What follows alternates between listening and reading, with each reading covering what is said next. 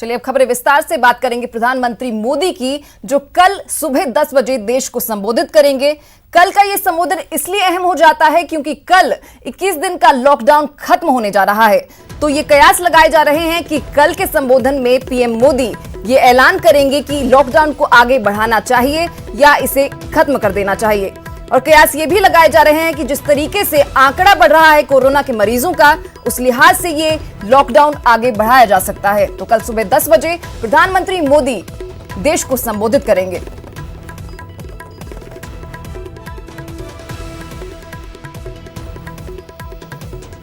तो कल का ये पीएम मोदी का संबोधन बेहद अहम हो जाता है। जिस तरीके से देश में कोरोना के आंकड़े बढ़ते जा रहे हैं, कोरोना के पॉजिटिव मरीजों के आंकड़े बढ़ते जा रहे हैं, उस लिहाज से लोगों के दिमाग में सिर्फ एक बात चल रही है कि ये लॉकडाउन आगे बढ़ाया जाएगा या नहीं। तो कल पीएम मोदी इसे लेकर एक बड़ी घोषणा कर सकते हैं और कल चीजें साफ हो जाएंगी कि ये लॉकडाउन आगे बढ़ेगा या नहीं।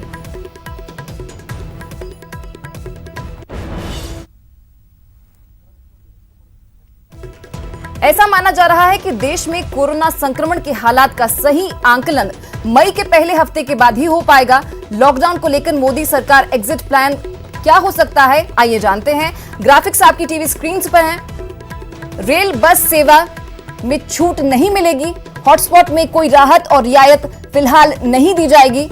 इसके अलावा इलाकों में प्रोडक्शन की इजाजत दी जा सकती है।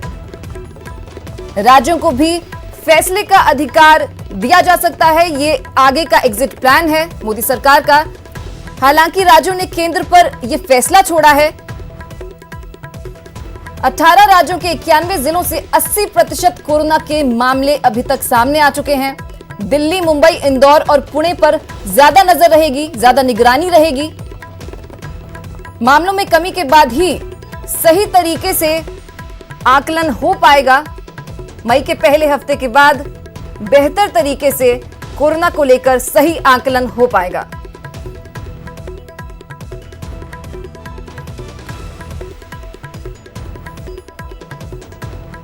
केंद्रीय स्वास्थ्य मंत्रालय ने राज्यों को पत्र लिखा है गुटखा, पान मसाला, सुपारी पर रोक लगाने के लिए। स्वास्थ्य मंत्रालय गुटखा खाकर थूकने से कोरोना फैल सकता है, ये स्वास्थ्य मंत्रालय का कहना है। तो केंद्रीय स्वास्थ्य मंत्रालय ने राज्यों को पत्र लिखा है और गुटखा, पान मसाला, सुपारी पर रोक लगाई जाए, ये स्वास्थ्य मंत्रालय ने कहा है। गुटखा खाकर थूकने से कोरोना फैल सकता है, स्वास्थ्य मंत्रालय का ये कहना है। धूम्रपान करने से भी कोरोना के फैलने के चांसेस बढ़ जाते हैं, इसीलिए केंद्रीय स्वास्थ्य मंत्रालय ने राज्यों को पत्र लिखा है और इस पर बैन लगाने की मांग की है। देश में गहराता जा रहा है कोरोना संकट। जी हां, देश में कोरोना मरीजों की संख्या 9,352 हो गई है और अब तक 324 लोगों की मौत हो चुकी है। वहीं मामले जो ठीक हो चुके हैं, जो मरीज ठीक हो चुके हैं, उनका आंकड़ा 979 है। वहीं 8,048 एक्टिव केस फिलहाल देश में हैं। मुंबई में आज 150 नए मामले सामने आए हैं। ग्राफिक्स के जरिए आप अपनी टीवी स्क्रीन पर यह आंकड़ा देख सकते हैं। 9,352 ये आंकड़ा है। भारत में अभी तक इतने पॉजिटिव केसेस सामने आ चुके हैं। वहीं जो मरीज ठीक हुए हैं उनका आंकड़ा 980 है। वहीं मौत के आंकड़े की बात करें तो ये आंकड़ा 324 है।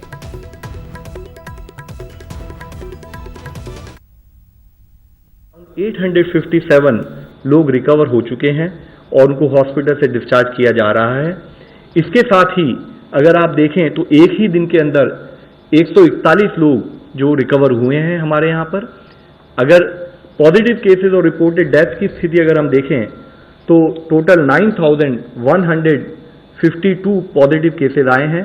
टोटल 308 डेथ रिपोर्ट हुई हैं और एक दिन के तहत देखें तो 796 पॉजिटिव केसेस एडिशनल आए हैं और इसके साथ ही टोटल 35 एडिशनल डेथ देश में रिपोर्ट की गई हैं।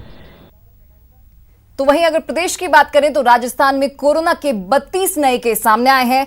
आज ही के दिन कोरोना के 43 पॉजिटिव केस सामने आए। जयपुर में 20, भरतपुर में 11 केस सामने आए, जोधपुर में 7, दौसा में 3, बांसवाड़ा और झालावाड़ में 1-1 पॉजिटिव केस सामने आ चुका है।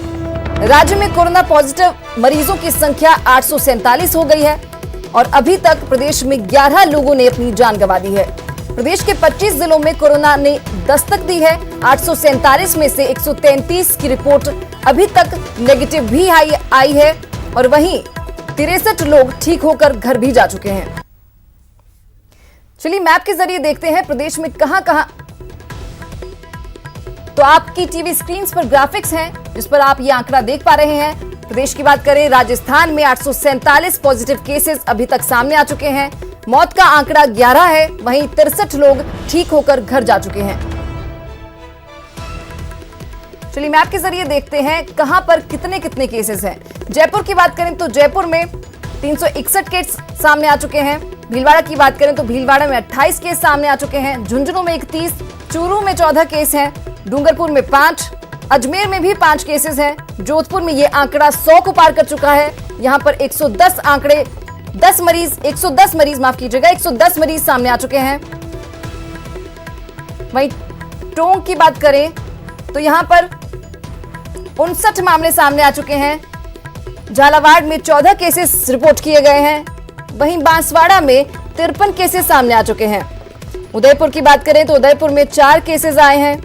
जैसलमेर में 29 केस पॉजिटिव हैं।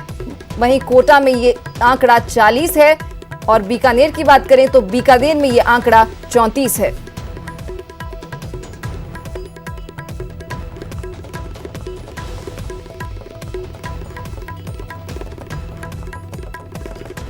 तो जयपुर के एसएमएस कोरोना ओपीडी में आज 313 मरीज सामने आए।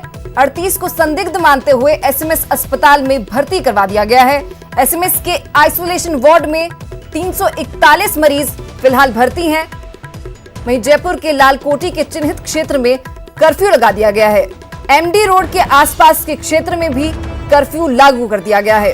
तो जयपुर के एसएमएस कोरोना ओपीडी में आज 313 नए केस सामने आए।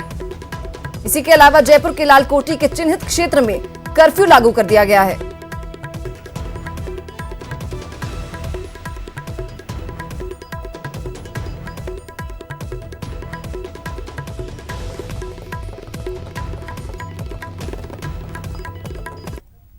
एक तरफ देश कोरोना की मार झेल रहा है। सरकार की तरफ से बार बार चेताने के बाद भी लोग लॉकडाउन का उल्लंघन कर रहे हैं और सोशल डिस्टेंसिंग का पालन नहीं कर रहे। साथ ही डॉक्टर्स की टीम पर हमला भी कर रहे हैं। 3 तस्वीरें देखिए। पहली तस्वीर कोटा की है जहां जेल में बंद कैदी ने स्क्रीनिंग के दौरान टीम पर हमला कर दिया। कोरोना संदिग्ध कैदी को आइसोलेशन वार्ड में भर्ती करवाया गया है। दूसरी तस्वीर अलवर की है जहां सारे नियमों को ताक पर रखकर रामगढ़ कस्बे की थोक सब्जी मंडी में बैंकों में जमकर भीड़ उमड़ रही है। और तीसरी तस्वीर भी अलवर की ही है जहां किशनगढ़वास में लोगों का बैंक के बाहर हुजूम लगा हुआ है। भारी संख्या में लोग यहां पर मौजूद हैं जो एक दूसरे से सटकर खड़े हुए हैं।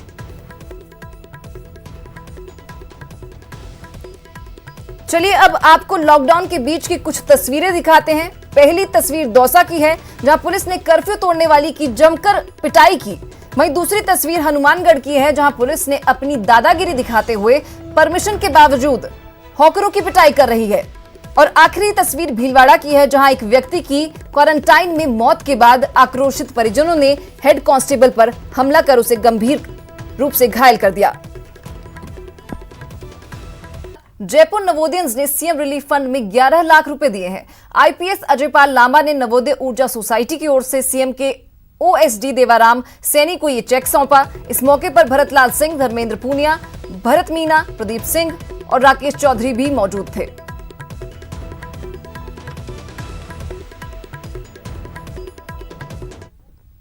तो चलिए इस बुलेटिन में बस इतना ही। जाते जाते देखिए न्यूज़ 18 का कोरोना कंट्रोल रूम कैसे दर्शकों के मन में उठ रहे सवालों के जवाब अपने एक्सपर्ट्स और डॉक्टर्स के जरिए देने की कोशिश कर रहा है। नमस्कार।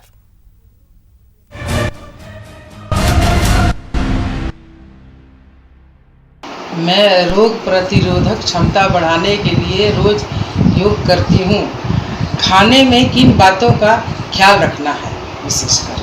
आप हमें ये बता सकते हैं कि आज के टाइम में हमें अपनी इम्यूनिटी को बढ़ाने के लिए हमें क्या क्या करना चाहिए? दूध में हल्दी मिलाकर पीने से कोरोना का मुकाबला किया जा सकता है। क्या कपूर जलाने से कोरोना के मामले में कुछ फायदा हो सकता है? दूध में हल्दी मिलाकर पीने से और अपने घर में प्रतिदिन कपूर जलाने से कोरोना से मुकाबला किया जा सकता है। जो कि आपके किचन में बहुत ही ज़्यादा प्रचुरता से उपयोग करते हैं, हल्दी यानी कि टर्मरिक यानी कि कुरकुमा। हल्दी के उपयोग से आप जो है एंटीबैक्टीरियल है हल्दी, इसके औषधीय गुण है, एंटीबैक्टीरियल, एंटीवायरल और एंटीवेनम है और बैक्टीरियोसाइडल है।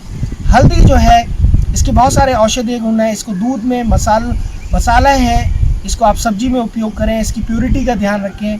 और ये एंटी इन्फ्लेमेटरी भी है, किसी भी सूजन हो, किसी भी तरह का दर्द हो, और ये सर्दी खांसी जुकाम में भी रामबाण है। तो हल्दी को इस्तेमाल करें और कोरोना को दूर भगाएं।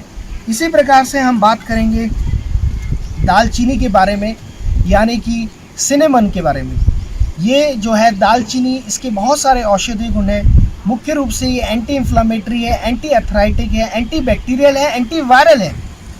आप दालचीनी जो है मोटापे को कम करता है। दालचीनी की आप चाय ले सकते हैं, दालचीनी का आप पाउडर इस्तेमाल कर सकते हैं। ये खून को भी साफ़ करता है।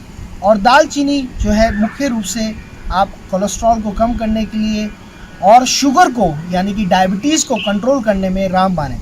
सो दर्शकों, दालचीनी को इस्तेमाल कीजिए और कोरोना को दूर भगाइए। इम्यूनिटी को भी बढ़ाता है, रोग प्रतिरोधक क्षमता को भी बढ़ाता है।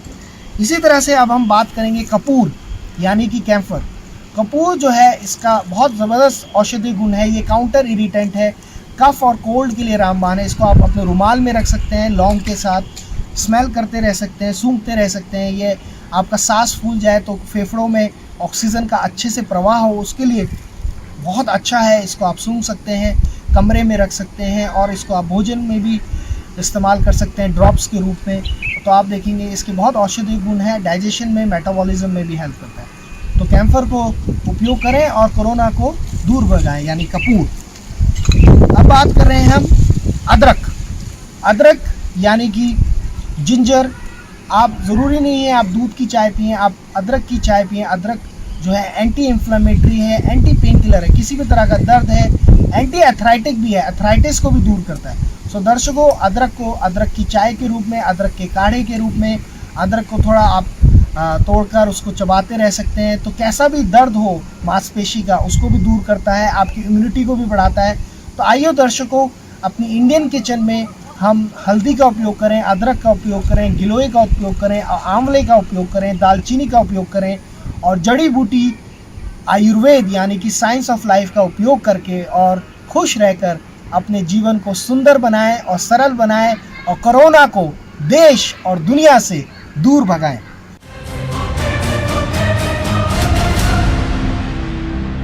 हटेगा या बढ़ेगा,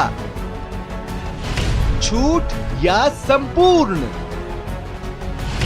लॉकडाउन का क्या होगा? देखिए महामारी पर पीएम की जंग की बात लाइव। न्यूज़ 18 राजस्थान पर मंगलवार सुबह 10 बजे।